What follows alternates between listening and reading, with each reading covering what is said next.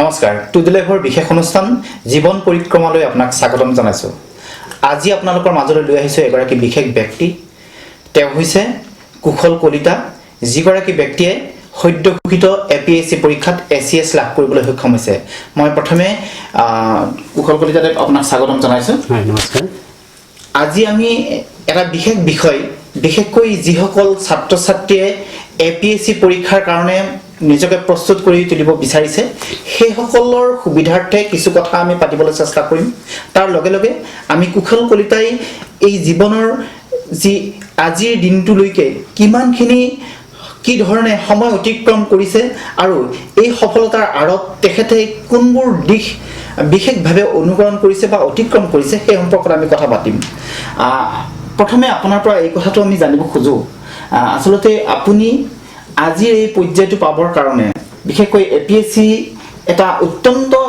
জটিল আৰু অতি কঠোৰ সাধনা নিশ্চয় লাগিব APSC পাবৰ কাৰণে ACS পাবৰ কাৰণে আপুনি সেই পৰ্যায়টো পাবৰ কাৰণে আপুনি আসলতে কেতিয়াৰ পৰা সেই কথাটো চিন্তা কৰিছিল মনলৈ কেনেকৈ আনিছিল আচ্ছা আপুনি ঠিক কোৱাৰ দৰে APSC আসাম পাব্লিক সাৰ্ভিস কমিশনৰ যেটো কম্বাইন্ড কম্পিটিটিভ এক্সাম তাৰ জৰিয়তে যেটো আসাম সিভিল সাৰ্ভিসলৈ নিৰ্বাচিত হোৱাটো আপুনি কোৱাৰ দৰে বহুত জটিল বিষয় নহয় কিন্তু যদি চেষ্টা কৰা যায় নিশ্চয় সফলতা এটা পাব পাৰি আৰু মই ঠিক মোৰ যেটো প্ৰচেষ্টা পৰীক্ষাত অৱতীৰ্ণ হোৱাৰ যেটো চেষ্টা এটো ঠিক বহুত মানে কম দিনিয়া নহয় বাৰু এটো মোৰ 2013 চন মানৰ পৰাই মোৰ মনত এটা সপোন এটা জাগিছিলে আৰু 2013 চনৰ যেটো combined competitive exam for the first time মই এপিয়াৰ কৰিছিলো দুৰ্ভাগ্যবশতঃ মই হেভেলি প্ৰিলিমছ ক্লিয়াৰ কৰিছো মেইনছ এপিয়াৰ কৰিছো কিন্তু মেইনছটো মানে কি হয় ক্লিয়াৰ কৰিব পৰা নাছিলো আৰু যেই এবাৰ যে সেই সিস্টেমটোত সোমালো আৰু যেতিয়া দেখিলো যে আসলতে সিলেবাসটো ষ্টাডি কৰি ফলো কৰি গম পালো যে ইমানো জটিল নহয় যদি লাগি থাকিব পাৰি নিশ্চয় এদিন সফলতা পাম বুলি এটা মনত ধাৰণা হ'ল আৰু তেতিয়াৰ পৰা মই এই বিষয়টোত লাগি গলো আসলতে আপুনি এগৰাকী কৃষক পৰিয়ালৰ পৰা আহিছে হেতুটো হয় মোৰ দেউতা এতিয়াও এগৰাকী কৃষকেই আৰু আমাৰ যেটো পঢ়া শুনাৰ যেটো খা খৰচ একদম আৰ্লি স্কুল ডেজৰ পৰাই গোটেইখিনি কৃষিৰ ওপৰত নিৰ্ভৰ কৰি আমি ইমানখিনি আগবাঢ়ি আহিছো এতিয়ালে এই পৰীক্ষাটোৰ কাৰণে আপোনাৰ প্ৰস্তুতি চলাবৰ কাৰণে প্ৰথমে কোনবোৰ দিশ আপুনি কি ধৰণে মনত লৈছিল বা কোনবোৰ দিশ অতিক্ৰম কৰিবলগীয়া হয় প্ৰথমে প্ৰিলিমছ প্ৰিলিমছৰ মানে কি হয় হয় হয় বুজিলো আৰু আপুনি মানে ষ্ট্ৰাকচাৰটো কথা সুধিছে আৰু পৰীক্ষাৰ ষ্ট্ৰাকচাৰটো মানে কি হয় মই 99 ৰ মেট্ৰিক 99 ৰ মেট্ৰিক আৰু ঠিক পৰ্যায়ক্ৰমে 2001 2004 ত গ্ৰেজুৱেচন হায়াৰ সেকেন্ডাৰী 2001 ত হয় আৰু 2004 ত গ্ৰেজুৱেচন হয় আৰু তাৰ পাছত মই 2007 চনত মানে কি হয় অসম চৰকাৰৰ যেটো প্ৰাথমিক শিক্ষা বিভাগৰ মজলীয়া বিদ্যালয়ত মই শিক্ষক হিচাপে জয়েন কৰো কিন্তু তেতিয়াৰ পৰা মনত এটা মানে হেৰি আছিল এটা হেপা এটা আছিল এটা সাংঘাতিক কিবা এটা ফলাফল এটা কৰিব পাৰিলে নিশ্চয় মোৰ দ্বাৰা আমাৰ উঠি অহা জেনাৰেচনটো এটা ইনস্পায়াৰ হ'ব আৰু হয়তো মানে কি হয় এটা ব্যতিক্ৰমী ৰিজাল্ট এটা কৰাৰ এটা ইচ্ছা আছিল আৰু মই তেনেকে ভাবি দেখিলো যে আসলে সিভিল সাৰ্ভিসটো এটা মোৰ কাৰণে এটা অতি সহজ আৰু উত্তম এটা কেৰিয়াৰ হ'ব পাৰে আৰু ঠিক তেনেকে মই ইতিমধ্যে অৱগত কৰিছো 2013 চনৰ যেটো বিজ্ঞাপন ওলাইছিলে আৰু সেই বিজ্ঞাপন অনুসৰি মই আবেদন কৰিলো কৰি যেটো এই পৰীক্ষাটো তিনিটা ষ্ট্ৰাকচাৰত হয় তিনিটা ষ্টেজ ফাৰ্ষ্টটো হয় প্ৰিলিমিনাৰী দ্বিতীয়টো আছে আপোনাৰ মেইনছ আৰু তৃতীয়টো হয় আপোনাৰ ভাইভা বা মৌখিক পৰীক্ষা প্ৰিলিমিনাৰী পৰীক্ষাটো আসলতে এটা স্ক্ৰিনিং টেষ্ট বুলি ক'ব পাৰি প্ৰিলিমছটোত কি হয় জেনাৰেল ষ্টাডিজ পেপাৰ এটা থাকে জেনাৰেল ষ্টাডিজ পেপাৰৰ উপৰিও এটা অপচনেল পেপাৰ থাকে এতিয়া এইখিনিতে এটা কথা ক'ব লাগিব মই মানে কি হয় ইয়াৰ এই পৰীক্ষাত অৱতীৰ্ণ হ'বৰ কাৰণে যেটো এলিজিবিলিটি হয় graduate in any discipline from any stream এই 400 মাৰ্কছৰ মানে কি হয় এটা প্ৰিলিমছ পৰীক্ষা হয় এটোৰ পৰা স্ক্ৰিনিং টেষ্ট হয় আসলতে এটো স্ক্ৰিনিং টেষ্ট বুলি ক'ব পাৰি আৰু এই পৰীক্ষাটোৰ পৰা 1:11-12 পেটাৰ্ণ এটা বস্তুৰ এগেইনষ্টে প্ৰায় 11 জন বা 12 জন তেনেকৈ কমিশনে হেৰি কৰে কি কয় মেইনছ পৰীক্ষাৰ কাৰণে লৈ যায় কিন্তু মেইনছৰ ষ্ট্ৰাকচাৰটো অলপ বেলেগ হয় মেইনছত পেপাৰ 4টা থাকে optional duta paper lobo lage more eta optional Assamese asile Assamese jitu literature subject Assamese er duta paper aru political science er duta paper general studies eta paper thake 300 মাৰ্কছৰ হয় 3 আৱাৰ্ছত 300 মাৰ্কছ কৰিব লাগে আৰু general English এটা থাকে এনেকৈ total 1400 থাকে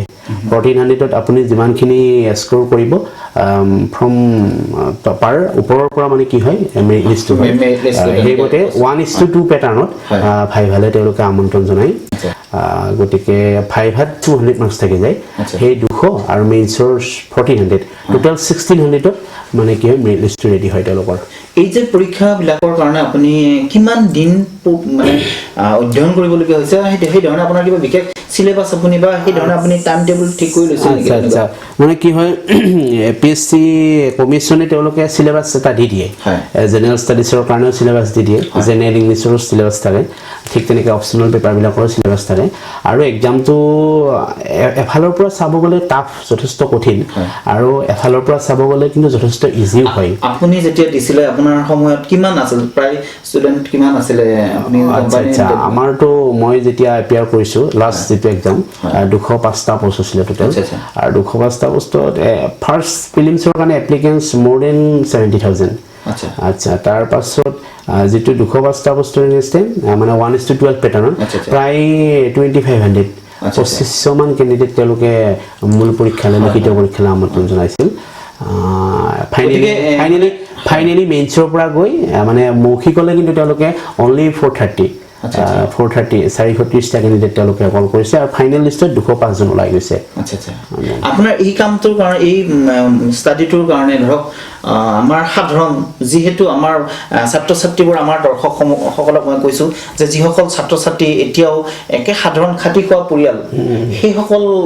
ছাত্ৰ ছাত্ৰীও আচলতে পাৰে আগবাঢ়িব পাৰে নোৱাৰা কোনো কথা নাই এই কাৰণে মই কৈছো কাৰণ আমিওতো আমাৰ যেটো এলিমেন্টাৰী এডুকেশ্যন প্ৰাথমিক শিক্ষা আপোনালোকে গমে পায় 520 নম্বৰ দগিয়াপাৰা প্ৰাথমিক বিদ্যালয় আকৌ ঠিক তেনেকৈ মই এখন মানে টিল নাও আজিলৈকে প্ৰভিন্সিয়েলাইজ হোৱা নাই তেনেকুৱা এখন স্কুলত মই class 5 class 6 class 7 standard education লৈছো আৰু স্কুলতো আপুনি পঢ়িছো মই গতিকে মই এই কথাটো এতিয়া কৈছো যে মানে ধৰক আমাৰ এনেকুৱা গাঁৱলীয়া গ্ৰাম্য পৰিৱেশত বা এনেকুৱা শিক্ষানুষ্ঠানৰ পৰা শিক্ষা গ্ৰহণ কৰি আমাৰ যেটো কেপিটেল আমাৰ যেটো বুনিয়াদ যেটো আমাৰ জ্ঞানৰ যেটো বেছ এটো আমি কৰি ল'ব পাৰো আৰু আসলে কি হয় আমাৰ গাঁৱৰ ল'ৰা ছোৱালীটো যথেষ্ট ওলাই গৈছে গ্ৰেজুৱেচন লেভেলত ফাৰ্ষ্ট হৈছে কোনোবা ইউনিভাৰ্চিটি ৰেকৰ্ড ব্ৰেক কৰি দিছে গতিকে আসলতে কি হয় এই যেটো আমাৰ সিভিল সাৰ্ভিস কেৰিয়াৰটো সম্পৰ্কে আমাৰ ষ্টুডেন্টছখিনি কি হয় এৱেৰ নহয় মানে তেওঁলোক সচেতন নহয় আৰু মই ভাবো সিভিল সাৰ্ভিস কেৰিয়াৰটোৱে এটা ভাল কেৰিয়াৰ যদি আমাৰ উঠি অহা ছাত্ৰ ছাত্ৰীখিনিয়ে মানে এইটো কেৰিয়াৰ হিচাপে যদি চুজ কৰে তেতিয়াহ'লে নিশ্চয় সাকসেস হ'ব কাৰণ চাব এক্সামটো মানে কি হয় এটা গ্ৰেজুৱেট লেভেল এক্সাম বা পোষ্ট গ্ৰেজুৱেট লেভেলৰ এক্সাম কাৰণ আমাৰ গাঁৱৰ পৰাই বা আমাৰ এই অঞ্চলৰ পৰাই কত ল'ৰা ছোৱালী গ্ৰেজুৱেট হৈছে ফাৰ্ষ্ট ক্লাছ গ্ৰেজুৱেট আছে ফাৰ্ষ্ট ক্লাছ পোষ্ট গ্ৰেজুৱেট আছে বা কলেজ টিচিং লাইফত জড়িত হৈ আছে ঠিক তেনেকুৱা জাষ্ট অলপ ডেডিকেশ্যন অলপমান সিলেবাসটো খুব ভালকৈ ষ্টাডি কৰি লৈ এটা গ্ৰেজুৱেট লেভেলৰ পৰীক্ষা এটা দিম বুলি যদি এটা মনতে মেণ্টেল ৰেডিনেছ এটা আনি এক্সামটো এপিয়াৰ কৰে ইয়াত সফল নোহোৱাৰ কোনো কাৰণ নাই মোৰ মতে আচ্ছা আমি সেই সম্পৰ্কে আৰু কিছু কথা পাতিম কিন্তু আপোনাৰ এই যে আজিৰ যেটো অৱস্থালৈ আপুনি আহিলে হেতুৰ কাৰণে আপোনাৰ ঘৰৰ পৰিয়ালৰ ফালৰ পৰা আপুনি যথেষ্ট সাপোৰ্ট পাইছে আপোনাৰ সাপোৰ্ট মানে কি সাংঘাতিক সাপোৰ্ট চাব এটা মোৰ দেউতা বিফোৰ ইণ্ডিপেণ্ডেন্স স্বাধীনতাৰ আগৰ জন্ম হোৱা মানুহ তেওঁৰ education up to elementary level প্ৰায় লোৱাৰ প্ৰাইমেৰী লেভেল আৰু সেই সময়ত হয়তো আমাৰ এডুকেশ্যনেল ইনষ্টিটিউশ্যনবিলাক স্কুলবিলাকে হয়তো ইমান এভেইলেবল নাছিলে কিন্তু তাতোকে ডাঙৰ কথা তেওঁলোক ধৰক ইমান কম শিক্ষিত হৈও যে আমাক শিক্ষাৰ কাৰণে এটা ইনস্পায়াৰ কৰিছে এতিয়া মোৰ এডুকেশ্যন কি হয় মাষ্টাৰ ডিগ্ৰী ইন ইকনমিক্স গতিকে আমি এনেকুৱা এটা ঘৰৰ পৰিৱেশত ডাঙৰ দীঘল হৈছোঁ আসলতে আমি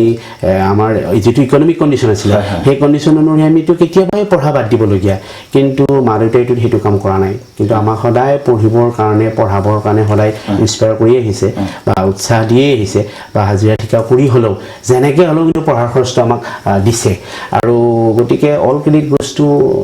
মাই পেৰেণ্টছ ফাৰ্ষ্ট টাইম আৰু মানে কি হয় শিক্ষাগুৰুখিনি তেওঁলোকেতো আমাৰ শিক্ষাদান কৰিছে আৰু তাৰ বাহিৰেও কিন্তু বহুত কাৰেজিয়াছ ফ্ৰেণ্ড আছে তেওঁলোকে মানে কি হয় এনি টাইম ইনস্পায়াৰ কৰিছিলে আৰু তাতকৈ ডাঙৰ কথা মোৰ ক্ষেত্ৰত কেনেকুৱা হৈছিল মই যেতিয়া এই এক্সাম প্ৰিপেৰেশ্যনত সোমালোঁ আচলতে মোৰ এইটো এডিকশ্যন হৈ গৈছিলে মানে কি হয় যেতিয়া 2013 মোৰতো 4th এটেম্প আছিলে তো মই 2013ৰ মেইনছ এপিয়াৰ কৰিছোঁ বাট মেইনছ নট ক্লিয়াৰ ভাইভাত আপোনাক কি ধৰণৰ প্ৰশ্ন সুধিছিল বা ভাইভাটো খুব ভাল হয় আপোনাৰ ভাইভাটো সিলেকশ্যন হেৰিটো কমিটিটো কেনেকুৱা ভাইভাটো খুব ভাল হয় আচলতে ভাইভা যিবিলাক ব্যক্তিয়ে লয় তেওঁলোকতো যথেষ্ট তেওঁলোক নিজেই একোখন এনচাইক্লোপিডিয়া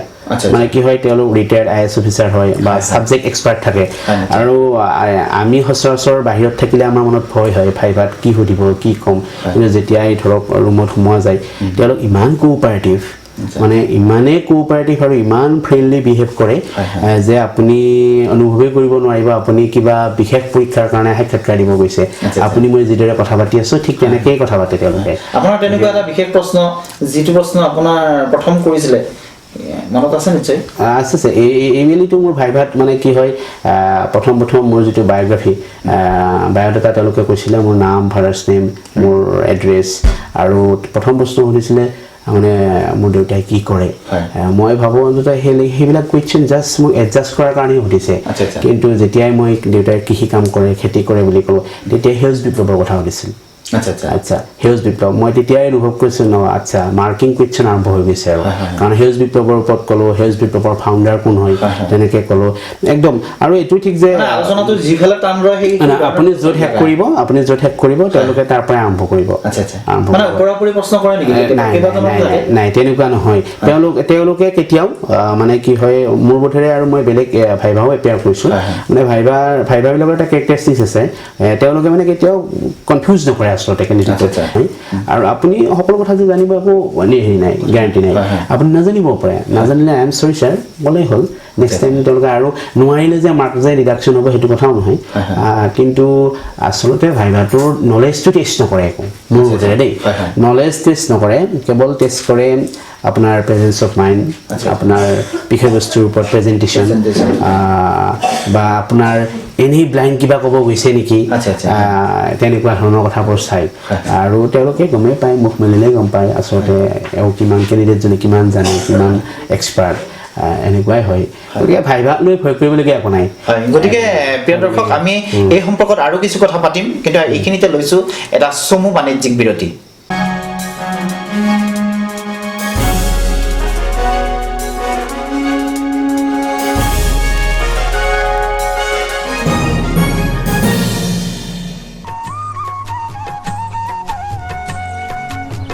বিৰতিৰ পিছত পুনৰ উভতি আহিছোঁ টুডে লাইফৰ বিশেষ অনুষ্ঠান জীৱন পৰিক্ৰমালৈ প্ৰিয় দৰ্শক আপোনালোকে চাই আছে আজি এই অনুষ্ঠান আৰু আমাৰ ষ্টুডিঅ'ত অতিথি হিচাপে উপস্থিত আছে কুশল কলিতা যিগৰাকী কুশল কলিতাই সদ্য ঘোষিত APSC পৰীক্ষাৰ ACS লাভ কৰিবলৈ সক্ষম হৈছে আৰু তেখেত দৰঙৰ দগিয়াপাৰা গাঁৱৰ এগৰাকী প্ৰতিভাৱান যুৱক APSC এছপাৰেণ্ট গ্ৰুপ এটা গ্ৰুপৰ জৰিয়তে আচলতে আমাৰ বিভিন্ন প্ৰশ্ন আমালৈ আহিছিলে আৰু সেই প্ৰশ্নসমূহৰ উত্তৰ আমি পোনপটীয়াকৈ আপোনাৰ পৰা পাব বিচাৰিছোঁ কটন কলেজৰ বৰ্ণালী শৰ্মাই এটা প্ৰশ্ন উত্থাপন কৰিছে যে APSCৰ কাৰণে কোচিং আপুনি কৰিছিল নেকি বা কোচিং কৰাটো আপোনাৰ এটা জৰুৰী নেকি বাৰু কোচিংটো মই বাৰু কৰা নাছিলোঁ কোচিংটো জৰুৰী বুলি ক'ব নোৱাৰি আকৌ এইটোও ঠিক নহয় যে কোচিংটো জৰুৰীও হয় কিছুমানৰ কাৰণে কাৰণ কোচিংটো ল'বৰ কাৰণে সময় আৰু সুবিধা এটা থকাটো উচিত কাৰণ মই যিহেতু ছাৰ্ভিচত ব্যস্ত আছিলোঁ ছাৰ্ভিচ আছে মই স্কুলত কাম কৰোঁ গতিকে কোনো কাৰণত মই কোচিংটো মই মিলাব নোৱাৰোঁ আকৌ এনেকুৱাও হয় কিছুমান ষ্টুডেণ্টে ডাইৰেক্ট মানে গ্ৰেজুৱেশ্যন বা পষ্ট গ্ৰেজুৱেশ্যন ফ্ৰেছ ষ্টুডেণ্ট লাইফটো পাৰ হৈ আহিয়েই মানে তেওঁলোকে ধৰক এই চিভিল ছাৰ্ভিচটোকে কেৰিয়াৰ হিচাপে লয় গতিকে তেওঁলোকে এক্সট্ৰা নলেজৰ কাৰণে কিছুমান কোচিং ইনষ্টিটিউটত নিজকে নামভৰ্তি কৰাই লয় আৰু এনেই নাযায় কোচিঙৰ পৰাতো যথেষ্ট শিকিবই পাৰি আৰু কোচিং ইনষ্টিটিউটত এডমিশ্যন লৈ বা পঢ়ি এই এপিয়াৰ কৰা বহুত ছাকচেছেই হৈছে কিন্তু মোৰ ক্ষেত্ৰত মই কোচিং লোৱা নাছিলোঁ বাৰু নিশ্চয় কাবেৰী শৰ্মা চিপাঝাৰৰ এগৰাকী যুৱতী যিগৰাকীয়ে APSC পৰীক্ষাৰ কাৰণে নিজকে প্ৰস্তুত কৰি আছে আৰু তেখেতে এটা প্ৰশ্ন আমালৈ পঠিয়াইছে যে প্ৰাৰম্ভিক পৰীক্ষাত উত্তীৰ্ণ হ'বলৈ কি কিতাপ পত্ৰ পঢ়াৰ প্ৰয়োজন আছে আচ্ছা প্ৰাৰম্ভিক পৰীক্ষাৰ কাৰণেও আচলতে কমিশনে এখন সিলেবাস দি দিয়ে আৰু সিলেবাসখন মতে পঢ়িব লাগে এতিয়া বিশেষকৈ কেনেকৈ পঢ়িব লাগে আচলতে সেইটো এটা প্ৰশ্নটো আচলতে আমালৈ আগবঢ়াইছে মিণ্টু শৰ্মা ডিপিলাৰ তেখেতে আচলতে কেনেকৈ পঢ়িব লাগে ধৰণটো কেনেকৈ মানে কি হয় এক্সামৰ প্ৰিলিমছ এক্সামৰ কাৰণে সিলেবাস এটা দিয়ে সিলেবাসত কন্টেন্টছ বিলাক থাকে আৰু সেই কন্টেন্টছ বিলাক কি ধৰণে কিটো ষ্ট্ৰেটেজি ইউজ কৰি পঢ়িলে ধৰক সফলতাটো পাব পাৰি সেইটো এটা খুব গুৰুত্বপূৰ্ণ কথা কাৰণ পঢ়িলেইটো নহ'ব কিদৰে পঢ়িব বা কেনেকৈ কুৱেশ্যন বিলাক এটেম্প কৰিব সেইটো এটা খুব ডাঙৰ কথা মানে কি হয় মোৰ ক্ষেত্ৰত কি হৈছিলে মই মোৰ পাৰ্চনেল এক্সপিৰিয়েঞ্চটো মই ক'ব বিচাৰোঁ মানে জেনেৰেল ষ্টাডিজ পেপাৰৰ কাৰণে মানে কি হয় তাত হেৰি দিয়া থাকে মানে সিলেবাসটো থাকে সিলেবাস মানে কি হয় ধৰক Assam history Indian history world history like that Assam politics Indian politics world politics ঠিক তেনেকৈ geography current affairs science and technology এনেকৈ বিভিন্ন ছাবজেক্ট কণ্টেণ্ট থাকে আৰু সেইবোৰৰ ওপৰত মানে কি হয় কুৱেশ্যনবিলাক পঢ়িব লাগে ষ্টাডিটো কৰিব লাগে মোৰ ক্ষেত্ৰত মই কি কৰিছিলোঁ মই জেনেৰেল নলেজৰ কাৰণে মনোহৰ পাণ্ডেৰ যি জিকে আছে সেই জিকেখন ষ্টাডি কৰিছিলোঁ আৰু তাৰ উপৰিও পলিটিক্সখনৰ ইণ্ডিয়ান পলিটিক্স থৰলি একদম একৰ্ডিং টু চিলেবাছ গোটেইখিনি পঢ়িছিলোঁ আৰু এটা কথা মোৰ personal experience up to class 7 মানৰ পৰা ক্লাছ 7, 6, 8, 9, 11, 12 ক্লাছ 7ৰ পৰা আৰম্ভ কৰি আপ টু ক্লাছ 12 হলে যিখিনি NCERT আমাৰ বুক আছে সোশ্যাল সায়েন্সৰ বুক সেইখিনি যদি ষ্টাডি কৰা হয় তেতিয়াহ'লে কিন্তু এটা খুব ফলপ্ৰসূ এটা ফলাফল পাব পাৰি কাৰণ তাত বহুখিনি গুৰুত্বপূৰ্ণ বিষয়বস্তু থাকি যায় যিবোৰ বস্তু মানে পৰীক্ষাত আহে আৰু হিষ্ট্ৰীৰ কাৰণে হিষ্ট্ৰীটো থাকি যায় হিষ্ট্ৰীৰ কাৰণে যিটো আমাৰ মেডিয়েভেল পিৰিয়ড আমাৰ মধ্যযুগৰ অসম বা মধ্যযুগৰ যিটো ভাৰতবৰ্ষ এনচিয়েণ্ট হিষ্ট্ৰীৰ ওপৰত ইমান কুৱেশ্যন আহে অলপ কিন্তু তথাপিও মেক্সিমাম মেডিয়েভেল পিৰিয়ড হিষ্ট্ৰীৰ মেডিয়েভেল পিৰিয়ডৰ মানে কুৱেশ্যনবিলাক আহে আৰু কাৰেণ্ট এফেয়াৰ্ছটো থাকিলেই কাৰেণ্ট এফেয়াৰ্ছটো জানিবই লাগিব কাৰেণ্ট এফেয়াৰ্ছটোৰ কাৰণে আপুনি এখন ইংলিছ নিউজ পেপাৰ ডেইলি বা আছামিজ নিউজ পেপাৰ পঢ়িব লাগিব বা মান্থলি জাৰ্নেলবিলাক থাকিয়ে যায় আৰু মানে কি হয় আছামিজ পেপাৰেই হওক বা ইংলিছ নিউজ পেপাৰেই হওক যিটো ৱৰ্ল্ড পেজ থাকে এটা মাজৰ ফালে বিশ্ব প্ৰবাহ বুলি এটা পেজ এটা থাকে সেই ৱৰ্ল্ড পেজটোৰ পৰা মানে আচলতে ডে টু ডে যিমানবিলাক নিউজবিলাক ওলায় সেইবিলাক যদি এটা ধাৰাবাহিকভাৱে যদি এটা ৰেকৰ্ড এটা ৰাখি থোৱা যায় তাৰ পৰা কিন্তু যথেষ্ট উপকৃত হ'ব পাৰে মানে তেওঁলোকে যিবোৰ ঘটনা প্ৰবাহ তাৰ আচলতে টকাবোৰ মানে কি হয় আচলতে যিখন জিকে পেপাৰ জেনেৰেল ষ্টাডিজ পেপাৰখন বহু 2-3 বছৰ আগৰ ঘটনা পৰিঘটনাৰ পৰা কুৱেশ্যন নাহে এটা টাৰ্গেট কৰি ল'ব লাগিব কেণ্ডিডেটজনে নিজে যেনিবা এতিয়াতো নেক্সট 30 তাৰিখে হ'ব গৈ আছে একদম 30 তাৰিখে 30 ডিচেম্বৰ গতিকে 30 ডিচেম্বৰৰ কাৰণে আমাৰ ফৰ্ম ফিল আপটো হৈ গৈছিলে পাৰহেপছ মেড হৈ গৈছিলে গতিকে মে মানৰ পৰা 6-8 মাহমান আগৰ পৰাই যিটো ঘটনা পৰিঘটনা বা গোটেই কাহিনীবিলাক সেইবিলাক বস্তু যদি ৰেকৰ্ডবিলাক ৰাখিব পাৰি বা লিখিতভাৱে বহীত টুকি আৰু এমাহ 2 মাহৰ পৰিশ্ৰম কৰিলে নহ'ব কাৰণ পঢ়িলে ধাৰাবাহিকভাৱে একদম বিৰতিবিহীনভাৱে ৰেগুলাৰ পঢ়িবই লাগিব এটা এনিটাইম মাইণ্ড এটা মনত এটা এটা আপুনি বিশ্বাস কৰিব মোৰ ক্ষেত্ৰত কেনেকুৱা হৈছিলে মই যেতিয়া ক'ৰবাত গৈ থাকিলেও ধৰক মই ভাবি গৈ থাকোঁ যে এইবাৰ হয়তো এইটোৰ ওপৰত এটা কুৱেশ্যন এটা হ'ব পাৰে বোলে যেনিবা এটা কাৰেণ্ট টপিক এটা ওলাইছে এতিয়া আমাৰ যিটো NRC হৈ গ'ল NRC প্ৰজেক্টৰ ওপৰত বা আমাৰ যিবিলাক ছ'চিঅ' ইকনমিক ক্ষেত্ৰত যিবিলাক স্কিমবিলাক লৈ আছে গভৰ্ণমেণ্টে ষ্টেট গভৰ্ণমেণ্টে হওক বা ইউনিয়ন গভৰ্ণমেণ্টে সেইবিলাকৰ ওপৰত কুৱেশ্যন হ'ব পাৰে এটা বিশেষ এনেকুৱা এখন স্কিম হৈছে যিখন স্কিম একদম সৰ্বস্তৰ চুই গৈছে একদম গোটেই মানুহ মানে একদম বেনিফিটেড হৈছে গতিকে সেইটোৰ ওপৰত কুৱেশ্যন হ'ব পাৰে নেকি তেনেকৈ মই নোট ডাউন কৰোঁ আৰু তাৰ ওপৰত মানে ৰিচাৰ্চ কৰি নিজকে এটা আনচাৰ এটা ৰেডি কৰি লৈ এক্সামৰ কাৰণে মই প্ৰিপাৰেশ্যন কৰোঁ তেনেকুৱা আৰু এটা প্ৰশ্ন আছে আপোনাৰ মিণ্টু শৰ্মা তেখেতে যোৰহাটৰ পৰা বুকিং কৰিছে প্ৰশ্নটো কিবা কাৰণত যদি প্ৰিলিমছত পাছ কৰিলে মেইনছত ফেল কৰিলে আকৌ পুনৰ প্ৰিলিমছত যাব লাগিব এইটো এটা খুব ইম্পৰ্টেণ্ট কথা আপুনি প্ৰিলিমছ এপিয়াৰ কৰিলে প্ৰিলিমছ ক্লিয়াৰ হ'ল যেনিবা হ'ল আপুনি প্ৰিলিমছৰ মেইনছৰ কাৰণে কোৱালিফাই হ'ল আপুনি মেইনছ ক্লিয়াৰ নহ'ল যেনিবা নেক্সট টাইম আকৌ যেতিয়া আকৌ এড ওলাব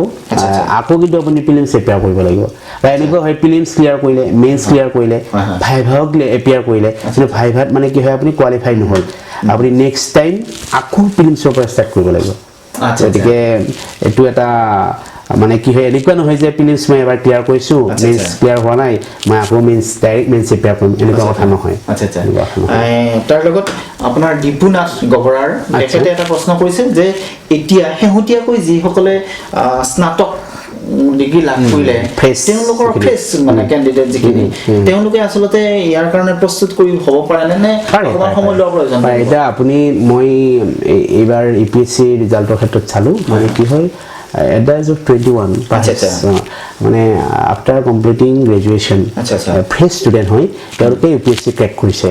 মানে যেহেতু এলিজিবিলিটি ক্ৰাইটেৰিয়াটো গ্ৰেজুৱেশ্যন হয় কিন্তু মানে এনেকুৱা কি হয় যে ধৰক আমি গ্ৰেজুৱেট লেভেলৰ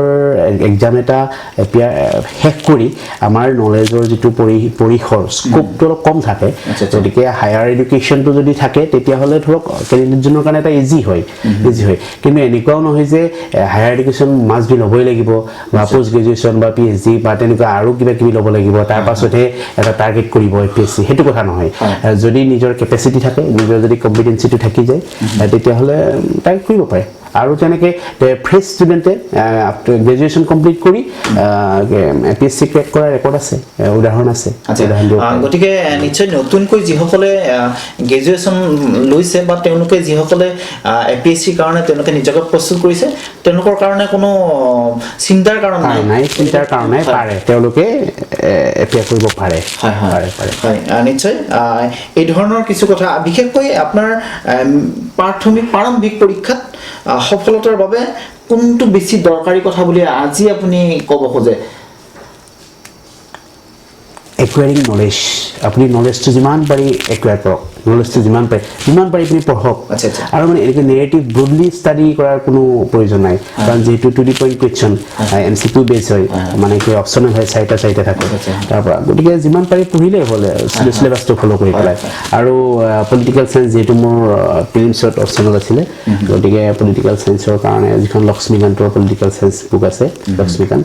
সেইখন কিতাপ খুব ভাল কিতাপ আৰু মানে কি হয় যদি ভালদৰে ষ্টাডি কৰা যায় আৰু এটা কথা মোৰ এটা নিজস্ব অভিমত এইটো মানে কি হয় মেইনছ লিখিম বুলি টাৰ্গেট কৰি মানে প্ৰিপাৰেশ্যনটো কৰিব লাগে আচলতে মেইনছৰ কাৰণে যেতিয়া প্ৰিপাৰেশ্যনটো কৰিব নহয় তেতিয়াহ'লে অট'মেটিক আপোনাৰ প্ৰিলিমছটো হৈয়ে যাব কাৰণ যিহেতু প্ৰিলিমছৰ 4 মাহ 5 মাহ পিছত মানে মেইনছটো হৈয়ে যায় গতিকে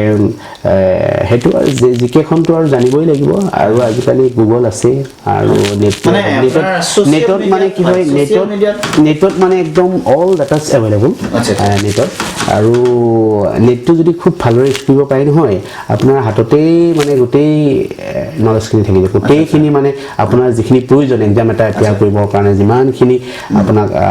অধ্যয়নৰ প্ৰয়োজন গোটেইখিনি আপোনাৰ মোবাইলটোতে আছে বুলি ক'ব পাৰি ৰাইটিং স্কিলটো কেনেকুৱা হ'ব লাগিব হেৰি মানে কি হয় প্ৰিলিমছত ৰাইটিং স্কিলটো ইমান ফেক্টৰ নহয় মেইনছত কিন্তু ৰাইটিং স্কিলটো এটা ফেক্টৰ হয় মানে কি হয় মই ভাবোঁ after completing or clearing prelims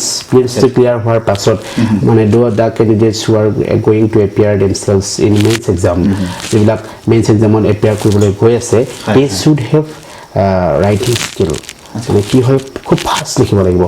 কাৰণ অপশ্যনেলটো যেনিবা মই নকওঁ মই GS খনৰ কথা কৈছোঁ দেই GS জেনেৰেল ষ্টাডিজ এখন পেপাৰ জেনেৰেল ষ্টাডিজ পেপাৰত কি হয় within 3 hours you have to write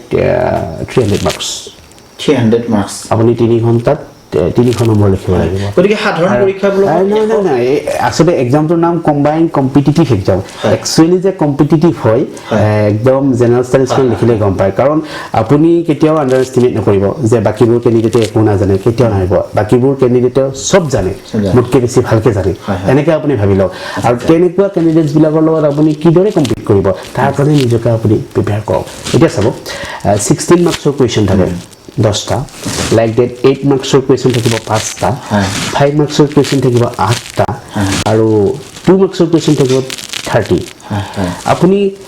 লিখি গৈ থাকিলে আগত কি লিখিলে আপুনি ভাবি চাবৰ কাৰণে আপুনি সময় নাপায় আৰু আপুনি নিয়াৰ এবাউট মোৰ দেন 55-60 পেজেছ লিখিব লাগিব আপুনি 3 ঘণ্টাত গতিকে তাৰ কাৰণে আপোনাৰ যিটো ৰাইটিং স্কিলৰ যিটো মানে ফাষ্ট লিখিব পৰা স্পীডত লিখিব পৰা যিটো আপোনাৰ গুণ সেইটো ডেভেলপ হ'বই লাগিব আৰু আপুনি ভাবিবৰ সময় নাই আপুনি কেৱল মগজুৰ পৰা উলিয়াওক আপোনাৰ ৱৰ্ডবিলাক মানে কি কলমৰ মাধ্যমত লিখি যাওক আৰু ধেমাজিৰ মানস পেগু এটা প্ৰশ্ন কৰিছে যে তেখেতৰ হাতৰ আখৰ ইমান ভাল নহয় তেওঁ নিজে ভাবে কিন্তু তেওঁ এপিএসসি কাৰণে তেওঁ নিজকে প্ৰস্তুত কৰি আছে কি ক'ব নাই চাব মোৰ বোধৰে হেণ্ড ৰাইটিংটো ইমান এটা ফেক্টৰ নহয় ইলিজিবল হেণ্ড ৰাইটিংটো অস্পষ্ট যিটো হেণ্ড ৰাইটিং সেইটোতো এটা বাৰু এটা ডিসএডভান্টেজ ষ্টুডেণ্টৰ কাৰণে কিন্তু এনেকুৱাও নহয় যে একদম অস্পষ্টকৈ লিখিব সেইটোও নহয় আপুনি অলপ বেয়া হ'ব পাৰে একদম গুড হেণ্ড ৰাইটিং যে লাগিব সেইটো কথা নহয় কাৰণ আপুনি যেতিয়া অতি স্পীডত লিখিব স্বাভাৱিকতে আপোনাৰ হেণ্ড ৰাইটিংটো অলপমান হ'লেও বেয়া হ'ব কিন্তু কথা হ'ল এক্সামিনাৰে যাতে ভালদৰে চিনি পায় আৰু যদি শুদ্ধ হয় তেতিয়াহ'লে আপুনি নিশ্চয় ভাল গুড মাৰ্কছ স্ক'ৰ কৰিব পাৰিব গতিকে good handwriting is not a necessary factor good handwriting ইমান প্ৰয়োজনীয় এটা ফেক্টৰ নহয় কিন্তু এক অতি বেয়া অতি স্পষ্ট হেণ্ডৰাইটিং যে হ'ব সেইটো কথাও নহয় কিন্তু এক্সামিনাৰটো চিনি পাব লাগিব কিন্তু শুদ্ধ হ'লে হ'ল আৰু শুদ্ধ হ'লে হ'ল নিশ্চয় গতিকে সেইবোৰ সাধাৰণ কথা যিবোৰ আচলতে অতিক্ৰম কৰিব পৰা ইচ্ছা কৰিলে যিসকল ছাত্ৰ ছাত্ৰীয়ে এতিয়া নিজকে প্ৰস্তুত কৰিছে এপিএসসি পৰীক্ষাৰ কাৰণে তেওঁলোকে এইবোৰ কথা নিশ্চয় অনুমান কৰিব পাৰিছে আচলতে এজন যুৱক বা যুৱতীয়ে যদি এটা সপোন লৈ আগবাঢ়ি আহে তেনেহলে সপোন সাৰ্থক কৰিবৰ কাৰণে এইবোৰ কথা নিশ্চয় মনোযোগ এখিনিতে মই এটা কথা কওঁ মাজতে মোৰ ক্ষেত্ৰত এটা থট আমাৰ ডক্টৰ এপিজে আব্দুল কালাম দেৱে কোৱা এটা বাক্য মোক খুব প্ৰিয় কৰিছিলে তেখেতে এটা কৈছিলে বাক্য বোলে dream transfer into thoughts results in action আপুনি সপোন দেখক সপোনটো কিন্তু ডাঙৰ হ'ব লাগে আৰু সৰু সপোন দেখিব নালাগে আপুনি সপোন যেতিয়া দেখিব নহয় সপোনে আহি আপোনাৰ চিন্তাত পৰিণত হ'ব আৰু সপোন আহি যেতিয়া চিন্তা হ'ব চিন্তা কিন্তু ৰিজাল্ট হৈ ওলাব আপোনাৰ আৰু একচুৱেলি এই চেণ্টেন্সটোকে মই ফ'ল' কৰিছিলোঁ আৰু আপোনালোকৰ আশীৰ্বাদত আজি ধৰক মই যিটো মনৰ এটা ইচ্ছা যিটো এটা মনৰ হেঁপাহ এটা সপোন আছিলে সেইটো সাৰ্থক হোৱা বুলি মই আব্দুল কালামৰ সেই কথাটো আৰু মই সংযোগ কৰি দিছো যে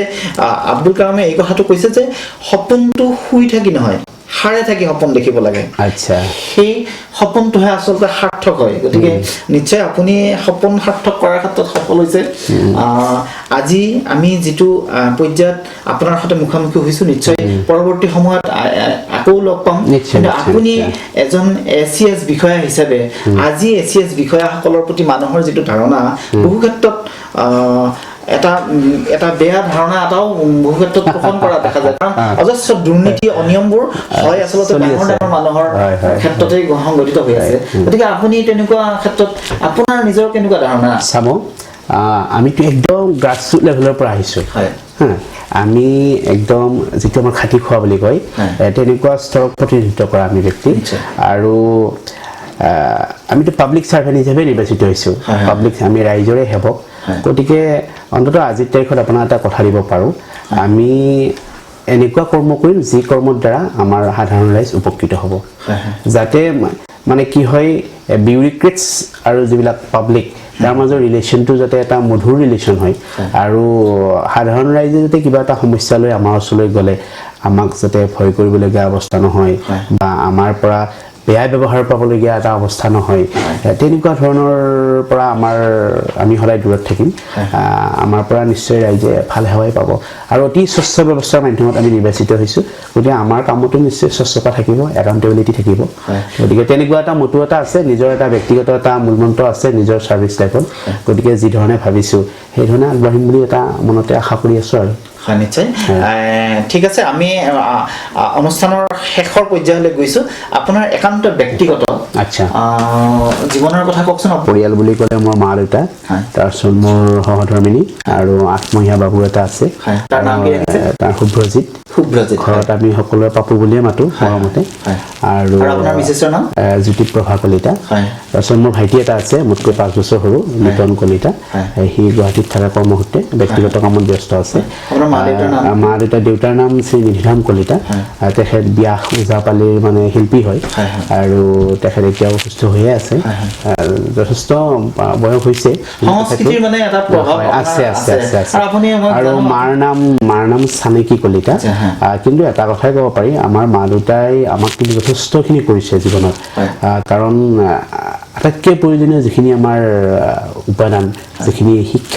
শিক্ষাখিনি আমাক যিকোনো প্ৰকাৰে তেওঁলোকে যথেষ্ট ত্যাগ আৰু কষ্ট স্বীকাৰ কৰি কিন্তু আমাক দিছে আৰু সেইখিনিয়ে আমাৰ কেপিটেল মূলধন আৰু সেই কেপিটেলটোক বেছ কৰি আজি ইমানখিনি আমি পাইছোঁ আহি মোৰ ভাইটিও স্নাতক হয় আৰু সি মানে ITI লাইনত মানে তাৰ ডিপ্ল'মা ডিগ্ৰী আছে আৰু সেই ডিগ্ৰীটোৰ জৰিয়তে সি এতিয়া কাম কৰি আছে গতিকে এতিয়া মই সম্পূৰ্ণ এখন মানে পৰিপূৰ্ণ সংসাৰৰ ভিতৰত আবদ্ধ থাকিও নিজৰ যিটো চৰকাৰী চাকৰি কৰ্তব্য আৰু সেৱা সেইখিনি প্ৰদান কৰি সামাজিক অনুষ্ঠান প্ৰতিষ্ঠানত সকলোতে জড়িত হৈ থাকিও কিন্তু মোৰ নিজস্ব এটা সপোন থকাৰ কাৰণে আৰু মোৰ নিজস্ব সপোনটো পৰিপূৰ্ণ কৰাৰ কাৰণে মই যি কঠোৰ পৰিশ্ৰম কৰিলোঁ যোৱা বিগত বছৰটোত গতিকে তাৰে এটা মই ফল এটা লাভ কৰিছোঁ গতিকে নিশ্চয় বহুত গুৰুত্বপূৰ্ণ কথা আমি পাতিলোঁ সাংস্কৃতিক এটা পৰিয়ালৰ পৰা তেখেতে ডাঙৰ হোৱা গতিকে আপুনি সংগীতৰ লগতো কিছু পৰিমাণে জড়িত আপুনি এই মানে কি হয় আচলতে এই সৰুতে বিহু গাইছিলোঁ আৰু মানে কি স্কুলত মানে কি ল'ৰা ছোৱালী এনকাৰেজ কৰিবৰ কাৰণে অলপ কিবা কিবি কৰা হয় কিন্তু এই মুহূৰ্তত মানে কি হয় অলপ মোৰ অলপ দেহাও সুস্থ মানে চৰ্দি তৰ্দি লাগি আছে মানে সুৰৰ পৰা বেসুৰতহে পৰিব তাৰ কাৰণে বেয়া লাগব আজি আচলতে তেখেতে গান গাব খোজা নাই আমি পৰৱৰ্তী সময়ত নিশ্চয় দৰ্শকসকলে সুধিব আমি যদি আকৌ নিশ্চয় আপোনালোকৰ এই চেনেলৰ জৰিয়তে মই আকৌ আহিবৰ কাৰণে চেষ্টা কৰিম বাৰু হয় নিশ্চয় আমি আশা কৰিছোঁ এগৰাকী ভাল দক্ষ প্ৰশাসক হওক আৰু সমাজৰ কাৰণে সমাজৰ সেৱাত নিজক উৎসৰ্গিত কৰক যাতে আজি যিটো বৰমূৰীয়াসকল আমি যি সমাজৰ যিসকল জ্যেষ্ঠ যিসকল বিষয়া যাৰ প্ৰতি মানুহৰ এতিয়া আস্থা নাইকিয়া হৈছে সেই আস্থা যাতে ঘূৰাই আনি আপোনালোকৰ দৰে যিসকল নিৰ্বাচিত হৈছে বা ACS লাভ কৰিছে APSC লাভ কৰিছে তেওঁলোকৰ আচলতে তেওঁলোকৰ জৰিয়তে যাতে সমাজৰ এটা ভাল পৰিৱেশ হয় নতুন প্ৰজন্মই আহিব যিটো নতুন উঠি অহা যিটো প্ৰজন্ম ইউথ জেনেৰেশ্যন তেওঁলোকৰ কাম কৰা স্পিৰিট আছে সাংঘাতিক এনাৰ্জেটিক গতিকে মই ভাবোঁ নেক্সট আপকামিং 10 ইয়াৰ্ছত কিন্তু যিটো আমাৰ চিনাৰিঅ যিটো আমাৰ প্ৰশাসনিক ক্ষেত্ৰখনৰ যিটো পৰিৱেশ নিশ্চয় সলনি হৈ যাব নিশ্চয় গতিকে আমিও আশা কৰিছোঁ এটা সমাজ পৰিৱৰ্তন হ'ব আৰু এইসকল লোক সমাজৰ যদি নেতৃত্ব দিয়ে তেতিয়া নিশ্চয় ইয়াৰ এটা ইতিবাচক প্ৰভাৱ পৰিব আমি এইখিনিতে আচলতে আজিৰ যি অনুষ্ঠান আমি সামৰিব লাগিব আমি পুনৰ কৈছোঁ যে যিসকল সমাজৰ প্ৰতিভাৱান যিসকলে সমাজক নেতৃত্ব দিয়ে সেইসকল ব্যক্তিক লৈ আমি আকৌ আহিম জীৱন পৰিক্ৰমাৰ মাজেৰে আপোনালোকে চাই থাকিব জীৱন পৰিক্ৰমাৰ পৰৱৰ্তী সংখ্যাসমূহ আৰু আমি টুডে লাইফৰ মজিয়াৰ পৰা আপোনালোক সকলোকে স্বাগতম জনাই আজি অনুষ্ঠানটোৰ পৰা বিদায় মাগিছোঁ ধন্যবাদ